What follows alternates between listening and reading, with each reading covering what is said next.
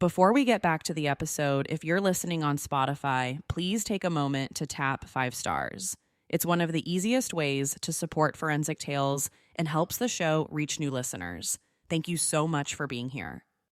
To get this episode of Forensic Tales ad-free, check us out at patreon.com/Forensic Tales.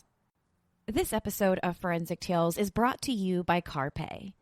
Created with dermatologists for the sweatiest of us, Carpe is the #1 antiperspirant for underarms, hands, feet, and more.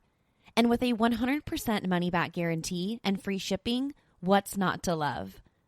Carpe antiperspirant was designed for maximum effectiveness, combines clinical and natural ingredients, and is dermatologist recommended. Not sure which Carpe solution is right for you? Go to mycarpe.com right now to take the quiz to find out which Carpe product is right for you. Whether that's sweaty hands and feet, Carpe has a solution to help you stand up to sweat. To shop today, visit mycarpe.com. That's mycarpe.com. CARPE. Life can get sweaty. Carpe keeps you dry. Forensic Tales discusses topics that some listeners may find disturbing. The contents of this episode may not be suitable for everyone. Listener discretion is advised.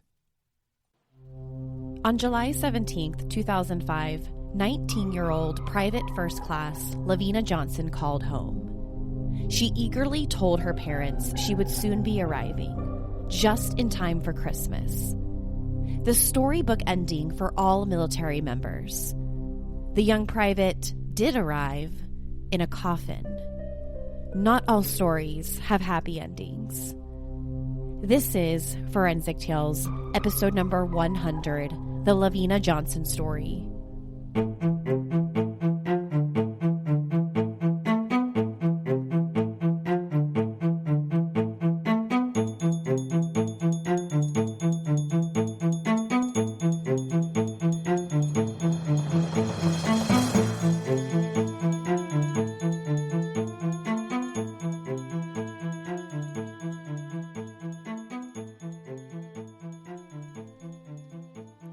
Welcome to Forensic Tales. I'm your host, Courtney Fretwell Areola. Forensic Tales is a weekly true crime podcast covering real, spine-tingling stories with a forensic science twist. Some cases have been solved with forensic science, while others have turned cold. Every remarkable story sends us a chilling reminder that not all stories have happy endings. Sharing true crime stories isn't just about the story themselves. It's about getting justice for the victims and their families. True crime helps hold criminals accountable so they can't continue to cause us harm. This show serves as a megaphone to expose the heinous acts of sadistic individuals. As a one-woman show, your support helps me find new exciting cases, conduct in-depth, fact-based research, produce and edit this weekly show. I'm grateful for every single donation. For supporting the show, you'll get early access to ad-free episodes, exclusive merchandise not available anywhere else, bonus content, shout-outs in episodes, and priority on case suggestions. Before we get into this week's case, I want to give a big shout out and thank you to this week's newest patron of the show, Charity. Thank you so much. To learn more about supporting Forensic Tales, consider visiting our Patreon page at patreon.com/Forensic Tales or by simply clicking the support link in the show notes. You can also support the show by leaving us a positive rating with a review. Now, let's jump right into this very special episode. Hi, everyone. Welcome to this very special episode of Forensic Tales. It is finally episode number 100. So before we get into the LaVena Johnson story, I just want to say thank you. Thank you to my listeners. I'm so beyond grateful to be putting out our 100th episode of the show. Thank you so much for listening. Thank you so much for supporting Forensic Tales. It's been such a fun and amazing journey so far, and I can't wait to see what's in store for the next 100 episodes of the show. So for listening and for supporting, thank you, thank you, thank you. On July 17th, 2005, 19-year-old private first class LaVena Johnson called home, like she did every night. LaVena called home to talk to her parents and assure them that she was safe. For the last 8 weeks, LaVena's entire unit had been deployed and stationed in Balad, Iraq. So when she got on the phone with her parents, Linda and John Johnson, she excitedly told them that she would be home for Christmas. She also said that her unit would be rotating back to the United States in the next couple of months. On the phone with her parents, LaVena was ecstatic, not just about coming home for Christmas, but she was happy about everything. She was just about to start a new job on the base, and she had lots of friends in her unit. She was just about to turn 20 years old. She was living her dream life in the military. Before she hung up the phone with her parents, LaVena told them not to decorate the Christmas tree until she was home. They agreed, and she hung up the phone. But LaVena Johnson wouldn't make it home to decorate the Christmas tree. This phone call was the last time that Linda and John Johnson would ever hear from their daughter. 2 days later, on July 19th, 2 soldiers knocked on the front door of the Johnsons' home in Missouri, a knock that no military parent wants to hear. When Linda Johnson answered the door, the soldiers told her that LaVena was dead. Although the Army was investigating the case, they said that they believed she was dead from a self-inflicted gunshot wound. The news was heartbreaking to the Johnsons. They couldn't believe their daughter was dead and that she killed herself. Nothing about suicide made sense. They spoke with her on the phone less than 48 hours earlier, and everything seemed completely fine. Besides getting typical complaints from their daughter about the heat and scorpions in Iraq, everything seemed normal. They hoped that the soldiers were just wrong about this being a possible suicide. LaVena Johnson was born on July 27, 1985, in a family-friendly Missouri suburb. She grew up in a close-knit family. She was the first of 2 girls and one of 5 siblings. Her family described her as a good, quiet child. At 4 months old, she was named Baby of the Year at Walnut Park Church. Growing up, LaVena was a natural-born leader. Every Sunday morning, she would wake up early just to make sure that her family got up and got to church on time. She always volunteered to watch and take care of her baby sister. She attended high school at Hazelwood Junior High in Missouri. In high school, she was involved in many different activities, from the school's DARE program to being a member of the Student Citizenship Club. As a teenager, she had 3 primary goals in life. Number 1, she wanted to attend college to study performing arts so that she could grow up to become a movie producer. Number 2, she and her younger sister, Lakeisha, wanted to start a family-owned music and movie production company. And number 3, she wanted to make a difference in the world. In 2004, LaVena graduated from high school and immediately enrolled in the Army. Her decision to join the Army was strongly influenced by her father, John Johnson's own career in the military. Dr. John Johnson served in the Army for 3 years, then went back on to work in civilian jobs in troop support for the Army. So her decision to enroll was also influenced by her desire to pay for college on her own. Even though her parents told her, don't worry, that they would help her with tuition, LaVena wanted to pay for her degree on her own. She even told her parents to save their money so that they could spend their money on her younger sister's education. She really wanted to enroll in the Army so that she could pay for everything on her own. She attended basic training at Fort Jackson in South Carolina. In May of 2005, she was assigned to her unit and was deployed to a service tour in Iraq. Her quick deployment after basic training came as a shock because her recruiter had assured her that it would likely be months if she was ever deployed. Her recruiter even said that there was a chance that she would never be deployed to either Afghanistan or Iraq. When she arrived in Iraq, she was assigned a working job in the communications. She was one of the soldiers in charge of opening and closing this particular communications building. And working in communications meant that she had the privilege of calling home pretty much any time that she wanted to, and that it also meant that she wouldn't be working in a position of combat. She would only be deployed for 8 weeks because on July 19th, 2005, she became the first female soldier from Missouri to die in Iraq. She died just days before her 20th birthday and only 1 year after her high school graduation. After LaVena's death, the U.S. Army Criminal Investigation Command launched an investigation into her death. Anytime a service member dies or involved in a crime, the Army's Criminal Investigation Command always investigates the incident. Investigators learned that other service members discovered LaVena's body inside of a contractor's storage tent on base. They found her body after noticing that the tent was on fire. She had been shot with her own M16 automatic rifle, which was lying on the ground next to her. All signs seemed to point in the direction of suicide. You've got LaVena in a storage tent, dead from a single gunshot wound, and then you've got her service weapon, her M16 rifle, lying on the ground next to her. Investigators interviewed dozens of other service members who were stationed with LaVena.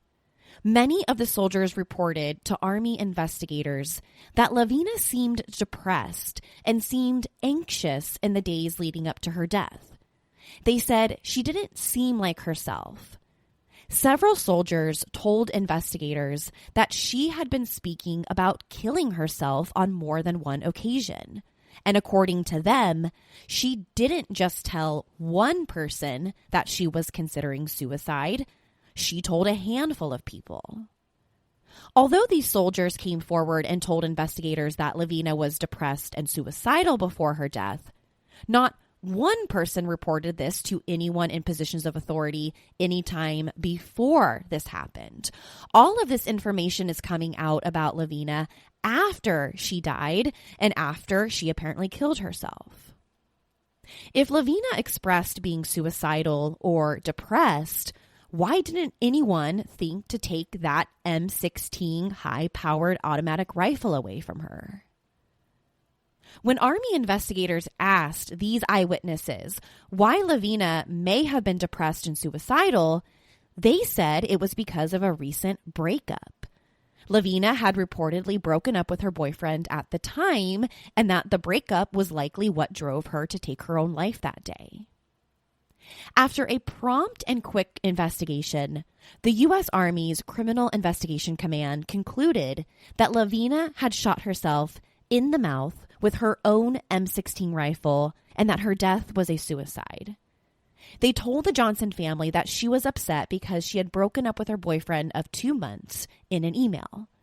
The investigators said that she had printed out that breakup email on the night she committed suicide and had it with her inside of her pocket.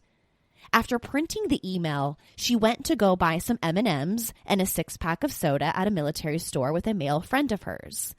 Investigators then said that the two of them returned to the barracks where they hung out for around 4 hours, but then LaVena left again, alone. She then made her way to a tent belonging to a military contractor. Once inside of this KBR tent, Army investigators say she found an arsenal can and lit the breakup email on fire. And as the piece of paper was burning, she put her M16 rifle into her mouth, fired it, killing herself. At 1:20 a.m., Her body was found inside the tent in a pool of blood. Once they wrapped up the investigation, the Armed Services Committee in the Senate signed off on LaVena's death, and the case was officially closed. But the Johnson family wasn't satisfied with the Army's investigation. Nothing about her suicide made sense to them. Her parents just spoke with her less than 48 hours before. She was thrilled about coming home in the next couple weeks for Christmas, and to commit suicide over a boyfriend who she had only been dating for 2 months? To the Johnson family, that just seemed so bizarre for their LaVena Johnson.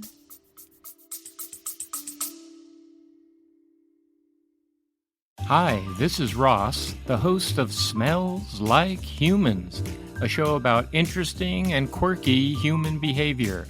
We bring humor, empathy, and warmth to topics such as relationships, dating, work, self-compassion, weddings, phobias, aging parents, travel mishaps, death, and many more. Ever wonder what happens at a cuddle party? We talk about it. Free-range kids in restaurants? We've got some thoughts. Bedtime stories for adults? We're on it. Light, fun, unscripted conversation and personal stories. Please join us by clicking the link in the show notes.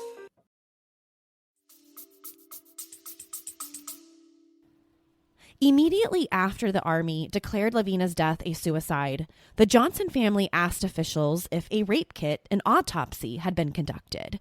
They wanted to see if investigators had checked off all the boxes when coming to this suicide conclusion.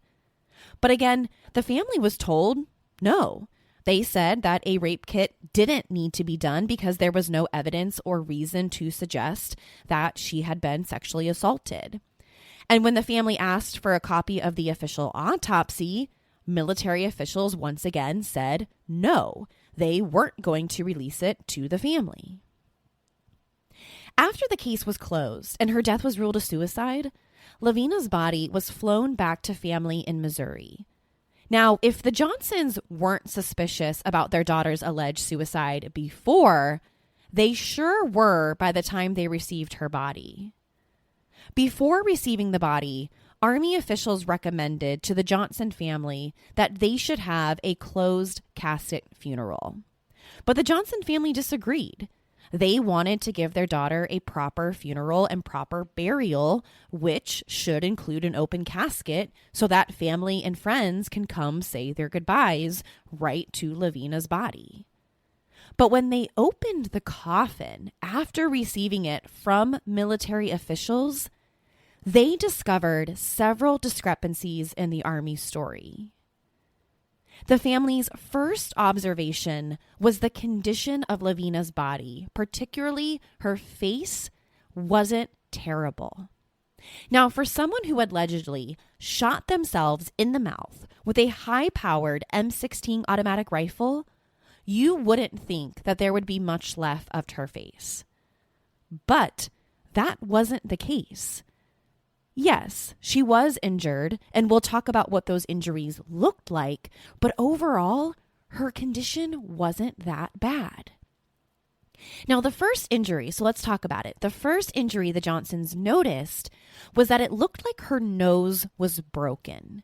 She had severe bruising all over her face, which is consistent with a broken nose. However, there was also indications that someone had performed plastic surgery on her nose to conceal this injury. She also had a pretty large cut on one of her lips and a black eye, plus a handful of loose and broken teeth. But the inconsistencies don't stop there.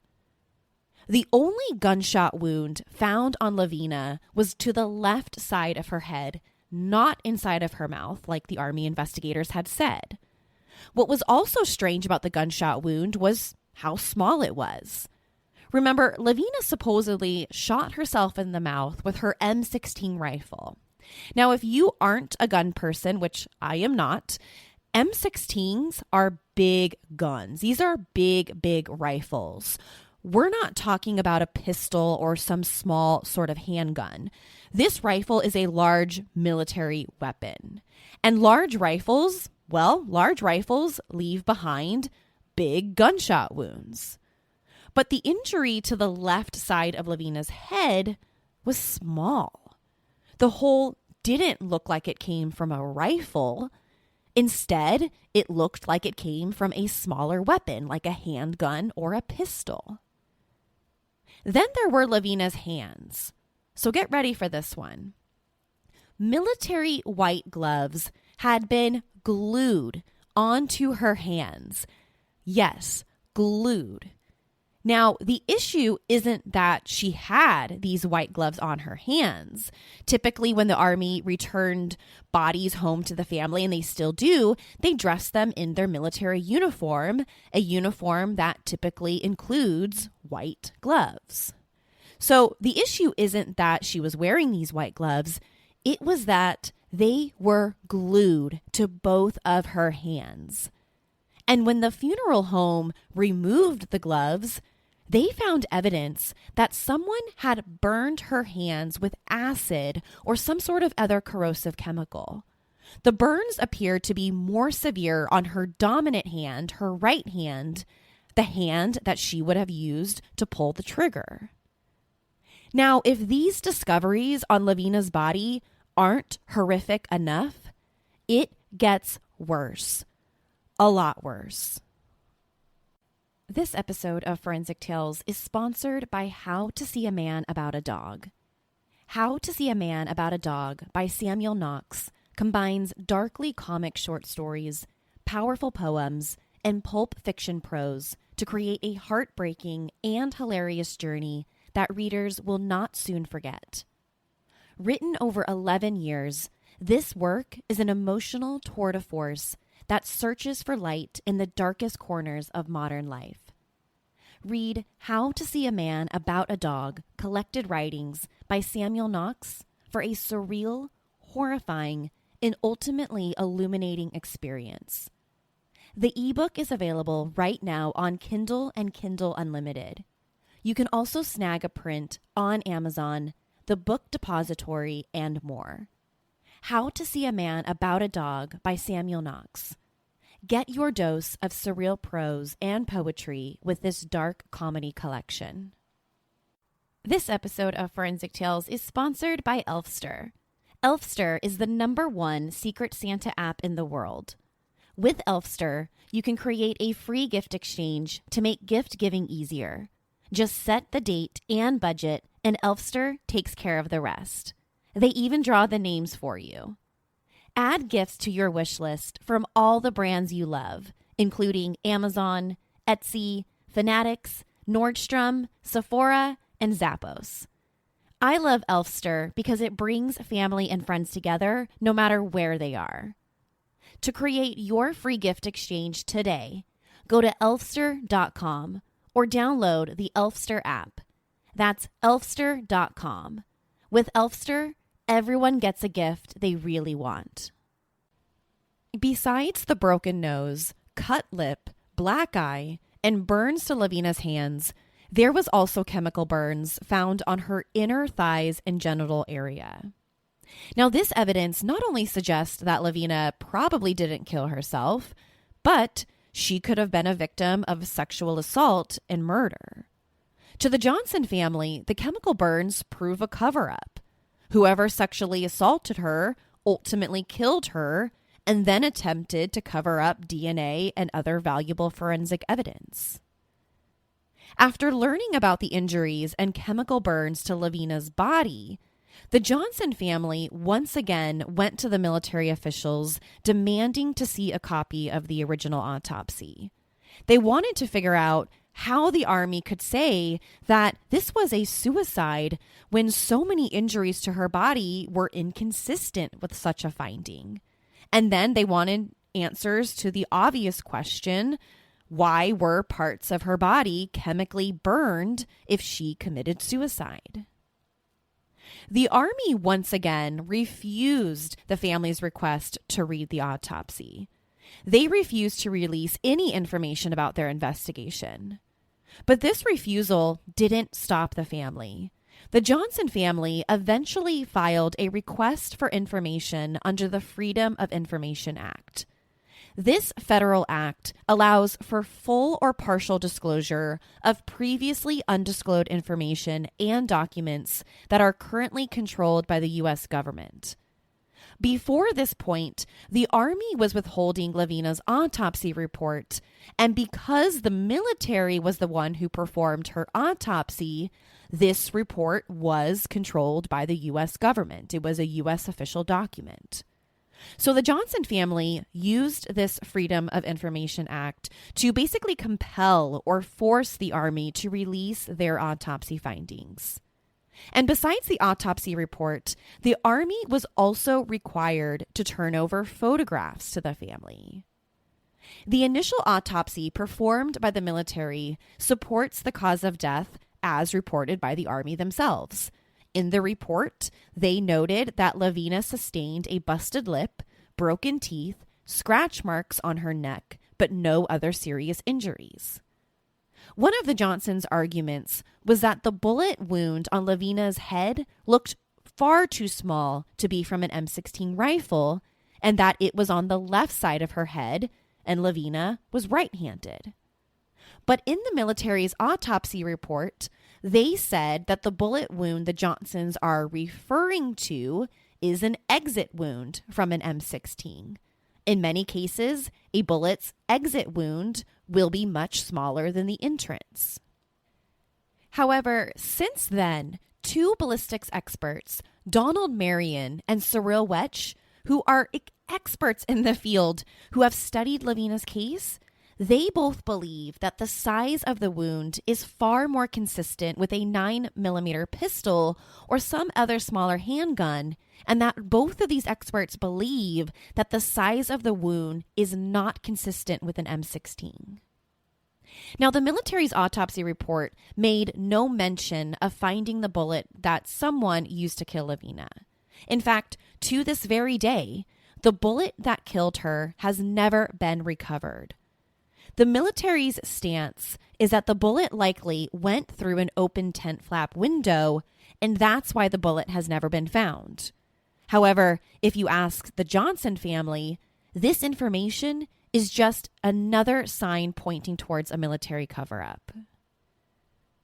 Gunshot residue tests performed by the military on LaVena's hands to determine whether she had fired her rifle were found, quote, insignificant residue. The military's report itself notes that they weren't able to collect gunshot residue to determine if she had fired a weapon or not.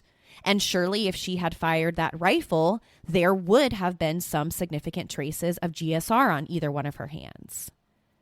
As the Johnsons continued to study the crime scene and autopsy photographs, they saw what they believed to be blood inside and outside the contractor's tent. Now, if the pictures are accurate, that if there was blood found inside and outside of the tent where LaVena's body was found, this suggests that maybe LaVena was killed somewhere else and then her body was dumped inside of the tent. Because why would there be blood found outside of the tent if she was shot in the inside? Crime scene photographs taken from the Army also captured what appeared to be boot prints in blood outside the tent and on a bag of cement. And just like before, this evidence suggests that someone may have dragged her body inside of the tent. But according to the Army, the only blood found outside of the tent was on a bench that had been used when her body was removed. Army investigators say that they are unaware of any boot prints in blood or on a cement bag inside of the tent. Also, according to them, quote, they found no cuts, bruises, or abrasions on her body that would have led us to believe that they had been created by suspicious means, end quote. So what about inside of the tent? The first thing I want to mention about inside of the tent is where LaVena's body was discovered. She was found lying on the ground next to a cot with her M16 service weapon lying perfectly by her side. Her hand wasn't on the gun, and it looked like someone had neatly placed the rifle perfectly perpendicular to her body. You've got her body and then literally this big weapon just lying perfectly by her side. And inside of the tent, the military investigators didn't find any blood or brain splatter on the inside of the tent. Now, I know that's a little graphic when I say brain splatter or blood, but let's talk about that because I think this is really, really important. If LaVena allegedly shot herself in the mouth with her M16, you would expect to see a lot of blood splatter inside of the tent. You'd also expect to find some brain matter. Shooting yourself in the mouth with a rifle isn't going to be a pretty picture. You're going to see blood everywhere. You're going to see pieces of brain, pieces of skull, pieces of bone. It's going to be a really, really messy crime scene. But that's just not what we see here. The photographs suggest that there wasn't any blood spatter anywhere inside the tent. The tent was relatively clean, except for a small amount of blood found underneath LaVena's body. Other than that, there was pretty much nothing. The photographs taken of LaVena's body and face suggest someone had badly beat her. Besides the black eye and broken teeth, they also found scratches on her arms, which might be defensive wounds, like she was holding her arms up, trying to protect herself from her attacker. Now let's go back to the gun, the M16 rifle. The Johnson family doesn't believe that LaVena, who was only 5'1" and weighed less than 100 pounds, could pull the trigger on herself. An M16 rifle is over 40 inches long. In the Army's report, they said they believed that LaVena cradled the rifle between her two legs, put the gun inside of her mouth, and then extended her arm down to reach the gun's trigger, all while sitting on a cot. And according to them, that's how she was able to shoot herself. But the Johnson family disagrees with what the Army found. They don't believe that their 5'1" daughter's arms were long enough to pull the trigger from this position. To them, it was simply impossible. Someone that small can't cradle a 40-inch long automatic rifle between their legs and then take one of their hands, reach down to be able to pull the trigger. But the Army has a different belief. In their official statement regarding this claim by the Johnson family, they believe it's, quote, easily possible for a person of LaVena's stature to shoot themselves through the mouth with an M16. They even claimed to have replicated this using a female soldier with a very similar statute as LaVena. And according to them, according to the Army, this individual was easily able to do it. Paul Stone, a spokesman for the Armed Forces Institute of Pathology, stated that the damage to LaVena's face was consistent with an M16 gunshot wound. He said the rapidly expanding gases discharged by an M16 could break bones and that these gases could leave behind cuts and bruises. According to Paul Stone, this could explain the bruises and cuts to LaVena's face. Where the Johnson family says, on the other hand, these injuries point to the fact that someone beat her. But the military says no. These injuries are consistent with M16 gunshots. In the Army's official report, they reported no evidence of a sexual assault. Because there was no evidence of sexual assault, they didn't collect vaginal or fingernail swabs from LaVena's body. The Army reported these findings in the autopsy report. Still, the findings didn't change the investigators' belief that LaVena killed herself. So if you're the Army and you believe she killed herself, you would also have to think that she intentionally burned herself with these chemicals before turning the gun on herself. 2 years after her death, the Johnson family had LaVena's body exhumed in 2007 for a second and independent autopsy. because of the notoriety and response from the public, CBS decided to sponsor the second autopsy. ABC also contributed funds to the project. Dr. Michael Graham, the St. Louis City Medical Examiner, was the one assigned to perform this second and independent autopsy. After examining the case, he concluded that LaVena died of a gunshot wound fired through her mouth, but couldn't determine whether it was self-inflicted or not. But here's where this case gets more mysterious and utterly disgusting. The second autopsy revealed that she also had a broken neck on top of all of the other injuries that we've already talked about. And plus, listen to this. Warning, this is extremely, extremely graphic. The medical examiner discovered that parts of LaVena's vagina, tongue, and anus had been removed. What's stranger is that the Army's autopsy report doesn't reveal any of this. There's no mention that any parts of LaVena's genitals or tongue are missing. And the Army never mentioned this to the Johnson family. If it weren't for the fact that they had exhumed her body and had this second independent autopsy performed, the Johnson family would have never known. Someone who had allegedly shot and killed themselves, they don't just go and remove parts of their body. They don't go and burn themselves with acid and then, oh, by the way, she was found completely clothed. So why would these parts of LaVena's body be missing? Well, number one, her tongue. Removing her tongue could eliminate the possibility of any medical examiner determining whether she shot herself in the mouth or not. Number two and number three, her vaginal area and anus. These parts would be removed if someone was trying to get rid of semen or any DNA evidence after a sexual assault.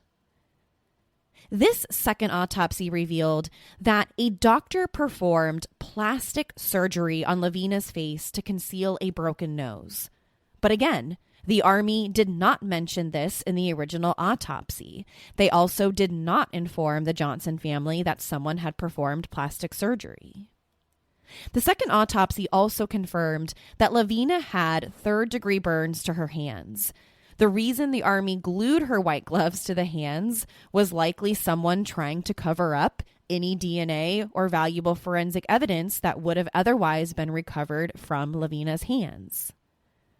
So after spending thousands and thousands of dollars exhuming her body and performing this second autopsy, you would think that CBS, the large nationwide network, would run a story on the case exposing this military cover-up. Well, I'm sad to say that that's wrong. CBS didn't cover the case, and neither did their sister station, ABC. This decision left many wondering why no major national media outlet wanted to cover the case. Was it because LaVena Johnson was a Black female? A second theory is maybe the news outlets were threatened by the Army. They were threatened that if they covered her story and talked about these inconsistencies and this exposure of a possible military cover-up, then the Army would pull advertising funding or possibly other threats against these major media outlets. Who knows for sure? But there's enough evidence out there that suggests something suspicious happened. Why no major news outlet covered LaVena's story? We may never know. Now, one last thing emerged around the second autopsy was that only 10 days before her death, LaVena was undergoing treatment for a sexually transmitted disease. She was being treated for an infection that she had caught after being sexually assaulted by a fellow soldier just 10 days earlier. Now, to this day, the name of the alleged perpetrator who sexually assaulted her just 10 days before her death remains a mystery. In fact, not even LaVena's parents knew that their daughter was receiving treatment for an STD after she was allegedly sexually assaulted. But not telling her parents that she was sexually assaulted or was being treated for an STD, none of that bothers me. I understand why she wouldn't tell her parents. She's a 19-year-old girl. What bothers me is that the Army didn't tell the parents. This information came out years later. The Johnson family was never told that LaVena reported a previous sexual assault. The Army never told the Johnson family that she was under treatment for an STD from this attack. The Army kept all of this a secret. This information about an earlier sexual assault also didn't seem to influence their opinion about what caused her death. The results of the second autopsy further convinced the Johnson family that their daughter was murdered and that her murder was a part of a more extensive military cover-up. But who or whom is the military protecting? That's the burning question at the core of this story. Was she sexually assaulted and murdered by a fellow soldier? Was it her commanding officer? Was it someone even higher in rank? Nobody on the outside knows for sure. But for the military to engage in this level of a cover-up, they must be covering up for someone powerful. In 2008, supporters created a change.org petition to generate signatures in hope that the signatures would prompt the Army to reopen LaVena's case. But even after generating over 30,000 signatures, the Army refuses to look into her case. Instead, the Army's official position was that LaVena Johnson committed suicide, and it is not a matter of a military cover-up. LaVena's parents, John and Linda Johnson, continue to fight to reopen the case and look for answers. They are hopeful that someone will come forward with information to push the Army to reopen the investigation. According to an email submitted to the show Dateline, the Criminal Investigation Command said the Army stands by its findings, but added that they would reopen the case should credible information surface. Any information about LaVena Johnson's death should contact the U.S. Army Criminal Investigation Command at 1-844-ARMY-CID, your local military office, or submit tips at army.cid.crime.tips@mail.mil. In a statement released by Jessica Williams, a Johnson family appointed ambassador for LaVena issued the following, quote, "The military has monopolized so much government opinion on this case. We have had a separate independent investigation that has proved beyond reasonable doubt that LaVena did not commit suicide. However, the official response from the military still remains case closed. It doesn't matter who tries to help. Congress, persons, government, and legal officials are all met with the same reply. It's unfortunate, but not a losing battle. We just have to keep pushing and wear them down. We can't give up." End quote. Unfortunately, LaVena Johnson's case isn't the only tragic story about military sexual assault and murder. According to activist and retired Army Colonel Ann Wright, there are 20-plus non-combat deaths of female soldiers under scrutiny right now, all of which have occurred on bases in Afghanistan and on bases in Iraq. Of these 20 cases, the military reports 14 of them as suicides. According to Protect Our Defenders, a national human rights organization dedicated to ending sexual violence, 14,900 members of the military were sexually assaulted in 2016. Of that total, 8,600 victims were female and 6,300 were male. So over 1 in 4 and 1 in 3 men were sexually assaulted with someone in their chain of command. But the military doesn't discuss sexual assaults. 81% of victims did not report their crimes in 2016.